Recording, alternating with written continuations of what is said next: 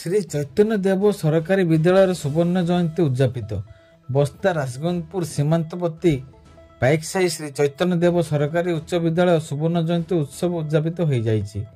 आजिर एही उद्यापनी उत्सव में सुवर्ण जयंती कमिटीर सभापति महादेव दास सभापतित्व करथिबा बेले मुख्य अतिथि भाव पूर्वतन सांसद इंग्रज रविंद्र जेना, मुख्य वक्ता पूर्वतन मुख्य शासन सचिव विजय कुमार पट्टनायक, सम्मानित अतिथि वरिष्ठ सांबादिक कमलाकांत पति, राजगोविंदपुर ब्लॉक गोष्ठी शिक्षा अधिकारी सतीश चंद्र महापात्र, प्रधान शिक्षयित्री संगीता बेहरा, स्तंभकार विश्वराज पट्टनायक प्रमुख उपस्थित रही अवसर प्राप्त आरक्षी अधीक्षक संतोष कुमार नायक अतिथि परिचय प्रदान करथिले।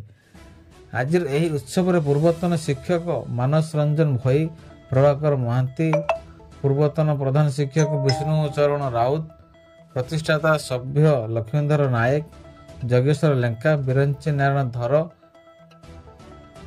पुलिस विभाग और राष्ट्रपति पदक प्राप्त सरोज कुमार भई को मानपत्र उत्तीर्ण सहित सम्मानित करा।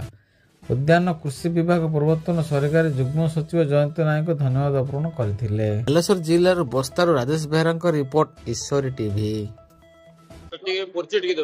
महादेव दास, प्रेसिडेंट गोल्डन जुबली कुटी एसडी गवर्नमेंट हाई स्कूल पाइकसाही। आज आज उद्यापन दिवस कौन कहबे? उद्यापन दिवस आपण तो देखिले उद्यापन उत्सव रे जो पालन कलु बहुत धूमधाम रे हला एवं समस्त मध्य खुशी।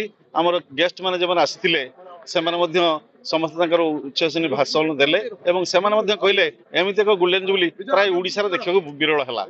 जो मानक पई ए गोल्डन जुबली सफल हला मु आपण मानक जरिया रे समस्त को धन्यवाद देवाक चाहूँगी। आमर ओल्ड बॉयज एसोसिएशन जो अच्छी समस्त छात्र छात्री एवं सर्वोपरि आमर वर्तमान शिक्षक तथा पुरातन शिक्षक बंधु शिक्षयित्री मानक तत्सम से आपण मैंने देखिले जहाँ को जोगु ये स्कूल टी आज यही जगह पहुंची गोटे ओडिशार चर्चित स्कूल हिसाब से जहाँ को जे मान द्वारा जे पिला माने प्रथम पाठ पढ़ी आज सारा ओडिशा ने भारत स्तर नाम कर सार को आमर जे पूर्वतन हेड सार विष्णुचरण राउत केमिति देखिले आपण कि अभली भावविहल अवस्था पूर्वतन छात्र छात्री मैंने समस्ते संबर्धित कर दृश्य देखी।